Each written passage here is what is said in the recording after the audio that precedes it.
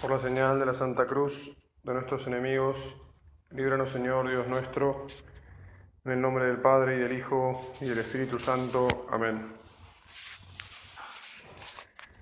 Señor mío y Dios mío, creo firmemente que estás aquí, que me ves, que me oyes. Te adoro con profunda reverencia. Te pido perdón de mis pecados y gracia para hacer con fruto este rato de oración. Madre mía Inmaculada, San José, mi Padre y Señor, Ángel de mi guarda, intercedan por mí.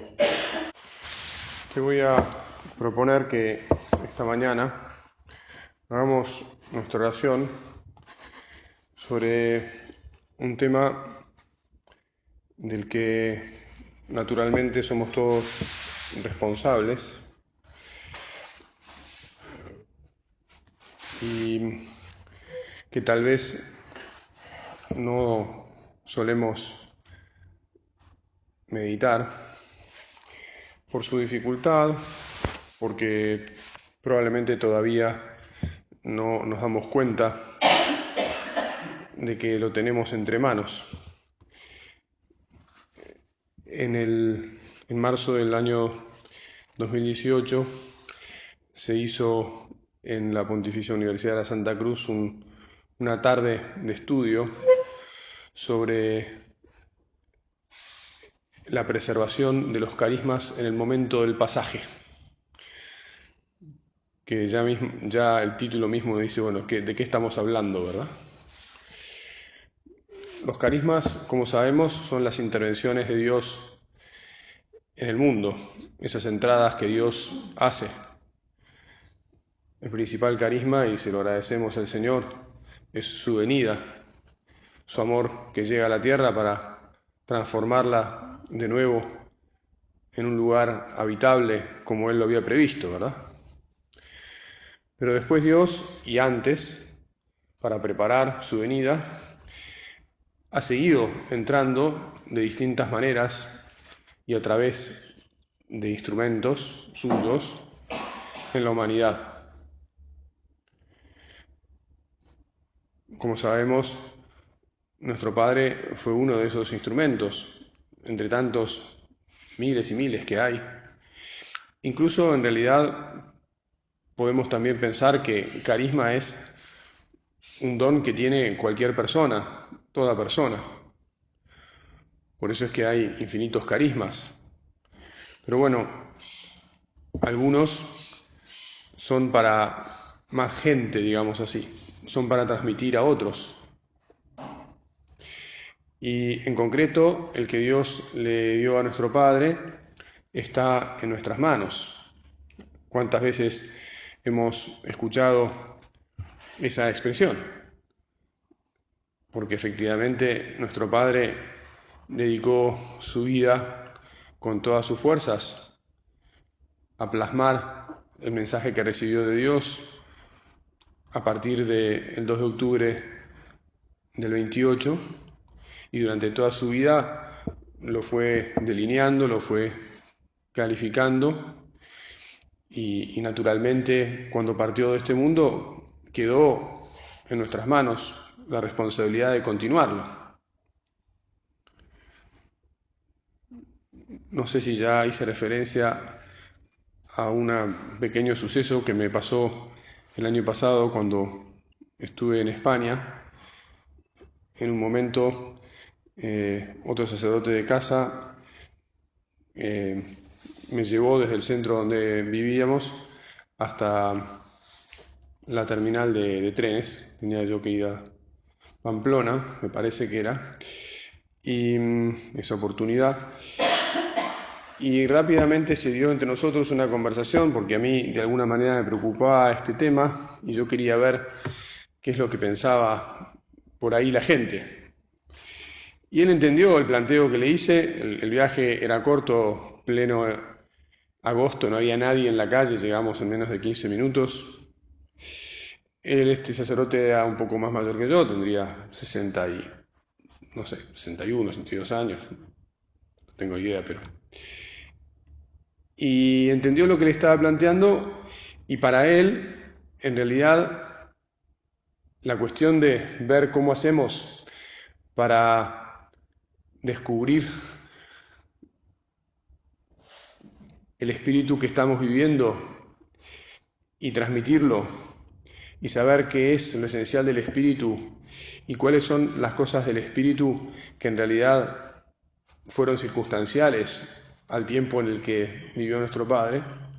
Ya te digo, para él ese trabajo era algo que eh, tenía que hacer poco menos que el Padre y nadie más. Y nos miramos con una sonrisa porque yo le estaba planteando que para mí era algo que efectivamente teníamos que hacer todos. Bueno, en esta tarde de estudio de la que te estoy hablando, evidentemente lo que se planteaba es, mirá, acá hay que poner la cabeza, el corazón, las manos. Todo el mundo estamos cuasi obligados a no deslindarnos de esta responsabilidad, porque efectivamente este carisma que Dios dejó en nuestras manos lo tenemos que vivir y transmitir entre todos. Por lo tanto, podemos pensar que estamos en un momento más o menos crítico, porque efectivamente estamos un tiempo de pasaje de una época a otra época. Con el fallecimiento de don Javier, se van a cumplir ahora 4 años, si no me equivoco. Ya el padre es alguien que no ha vivido sí, con nuestro padre como vivieron don Javier y don Álvaro. Y el mundo, no vamos a detenernos demasiado en esto, pero ha seguido cambiando cada vez a ritmos más acelerados. Y entonces tenemos que ser conscientes de que el mensaje que nos han dejado, pues tiene que estar todo el tiempo regenerándose, porque lo que no se regenera se muere, podemos decir, ¿verdad? Una frase más o menos conocida, no sé si le estoy diciendo exactamente así, pero es una idea clara. Lo que no se regenera se muere. Entonces tenemos nosotros la necesidad de descubrir la manera más apropiada para transmitir lo que Dios y para vivir antes lo que Dios nos puso en las manos. En esa tarde de estudio, una de las ponencias sugería, el que hablaba, que se acudiera a la Biblia para descubrir allí líneas de funcionamiento al respecto. ¿Por qué decía que naturalmente la Biblia es el lugar donde los dones de Dios vienen mejor, digamos, transmitidos, contados, y donde de alguna manera está todo en definitiva? Y entonces, es verdad, él hacía hincapié en que los carismas son algo que de algún modo tienen los profetas, y que el problema de la profecía es como el problema carismático, digamos así. Con gracia explicaba, y es verdad también, que los profetas siempre han sido las personas del fracaso.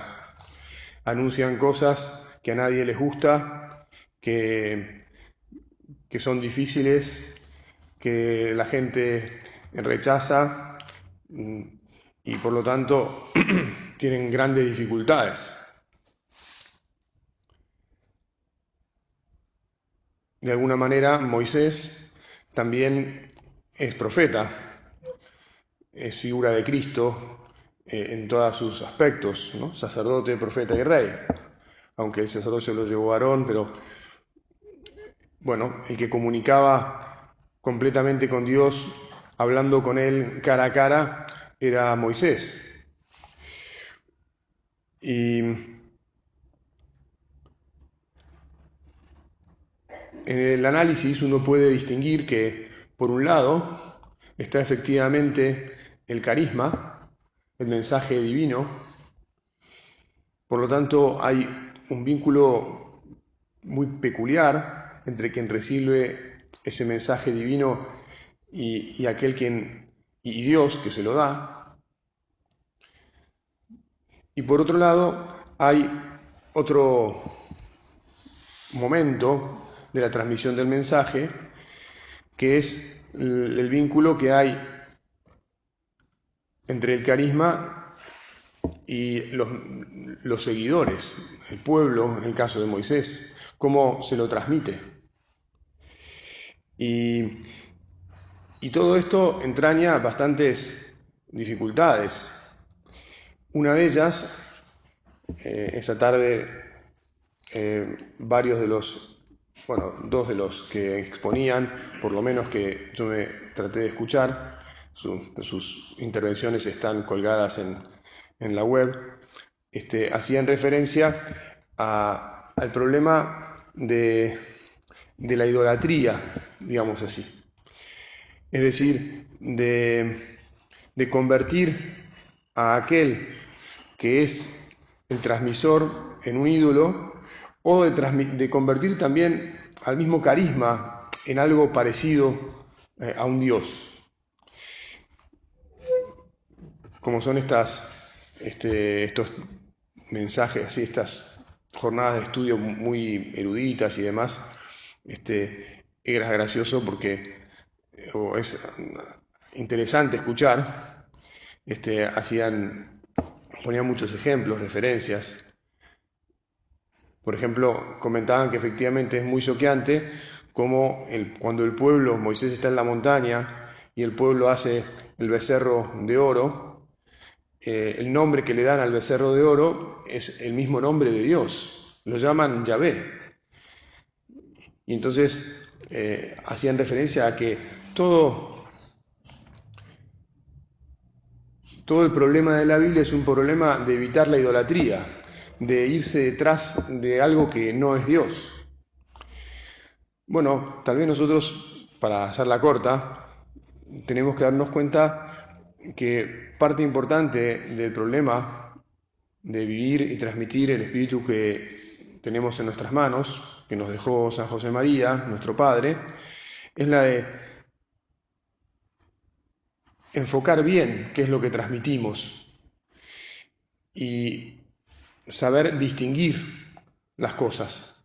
Porque efectivamente en la relación que tenía Moisés con Dios, que viene, entre otros momentos, relatada en el libro del Éxodo, hay momentos en los que Moisés se ponía una máscara y había momentos en los que Moisés se sacaba la máscara. Cuando hablaba cara a cara con Dios, no tenía la máscara.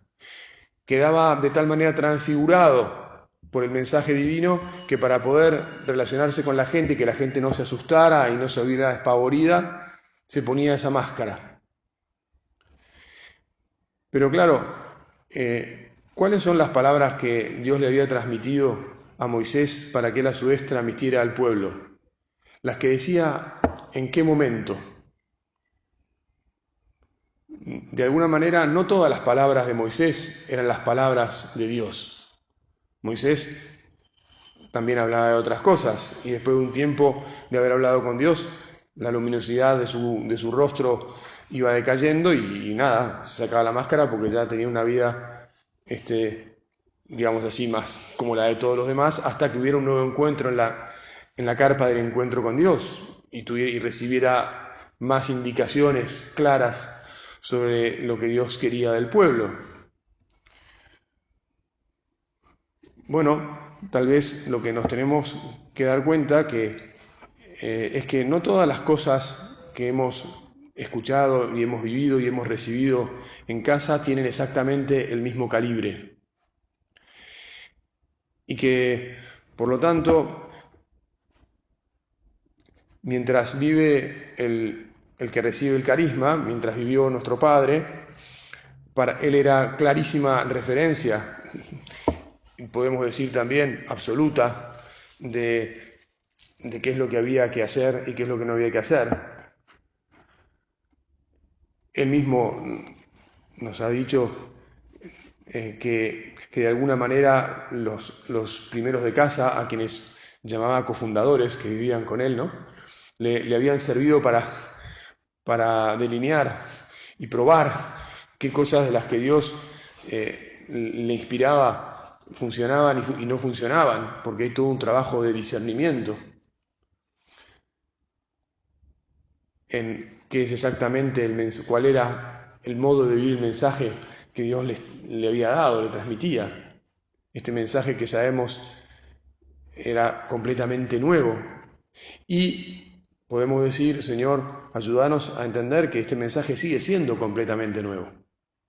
Y por lo tanto nosotros tenemos que seguir viviéndolo con el empeño de que mantenga su novedad y al mismo tiempo que mantenga su ser, su identidad. Es decir, que sea el mensaje que Dios depositó en nuestro Padre y que nuestro Padre nos transmitió. Y para eso nos tenemos que sentir todos responsables.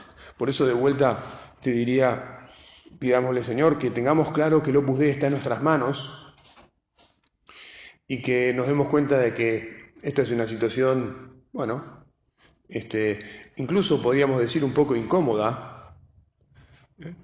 Y que nos tenés que ayudar para que lo hagamos bien, para que lo hagamos además con toda la fuerza que los carismas divinos tienen, ¿verdad? No podría sucedernos, no debería, Señor, ayudarnos para que no sea así, que perdamos la fuerza del amor de Dios y que la perdamos porque nos confundamos o porque, más que confundirnos, no nos atrevamos a decir, bueno, mirá, esto es y esto no es. Tal vez aquí bien, te estarás preguntando, ¿y quién tiene que decir qué es lo que es y qué es lo que no es? Y te insisto, lo tenemos que decir todos, unidos, lo tenemos que decir todos mirando al Padre, pero todos ayudando al Padre.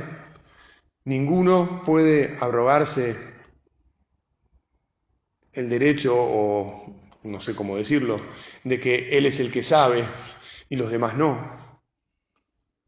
Nadie tiene, no solo, digamos así, una varita mágica, pero mucho menos el poder de dirigir a los demás. Está claro que los directores tienen una especial responsabilidad y para eso son de alguna manera convocados, pero también son conscientes y, y como cualquiera le puede tocar, digamos, tenemos que pedirle al Señor que todos seamos muy conscientes de que esa especial responsabilidad tiene que ser vivida con mucho amor de Dios, con mucha humildad, y que sobre todo tiene que ser vivida de manera tal que ningún otro se deslinde de la responsabilidad. Porque cuando, bueno, como sabemos, el que dirige, si lo hace de una manera muy pesante, digamos, si tiene mucho peso su modo de actuar, lo que puede llevar es a que todos los demás digan, bueno, yo me borro, no tengo nada que decir, no puedo decir nada. O también puede llevar a que se enoje y diga, pero pará, ¿qué pasa con esta persona? ¿Acaso es ella la que va a decir todo y yo no puedo decir nada? Yo también estoy aquí elegido por el Señor para vivir esto y para llevarlo adelante. Y entonces, cuando se da en todas estas relaciones y en todo este problema, hay que ser muy cuidadoso y saber ser muy fuerte. Te insisto de vuelta en la unidad y en la humildad, para que efectivamente, con prudencia, todos juntos, sin que haya personas que traten de imponer unas cosas a otras, vayamos descubriendo.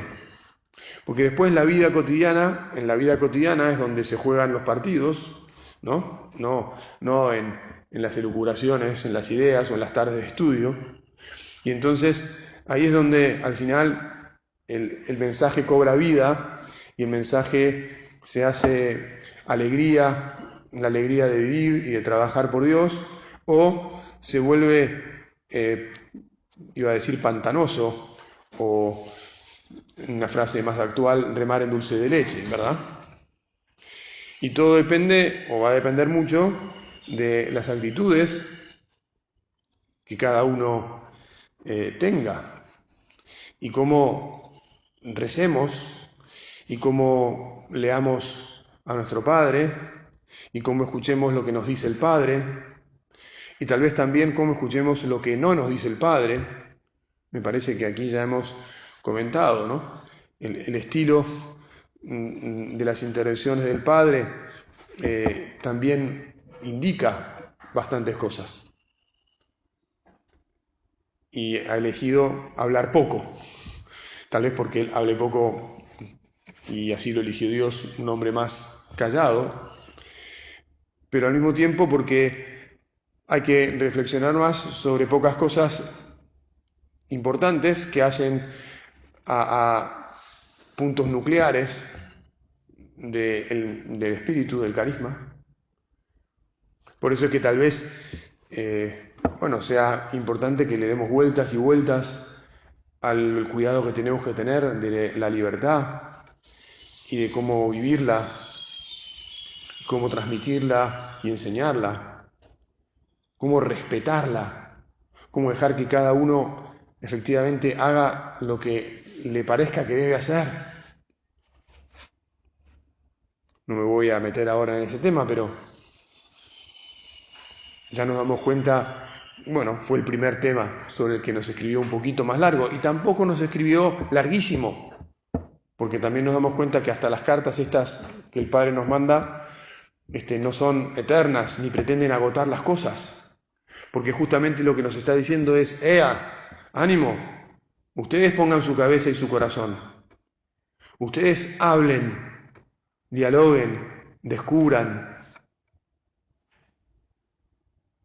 el cariño, la afectividad, la amistad entre nosotros, la amistad que nos transmitió nuestro Padre, ese fuego que hacía que los primeros que lo conocían se quedaran encantados por el amor de Dios que tenía y encantados por el amor que les transmitía a cada uno y que los atraía a hacer la obra, a creer en ese mensaje que Él estaba dando, a creer que eso era algo transformador y era algo que les correspondía a todos, que era justamente ni más ni menos que un llamado.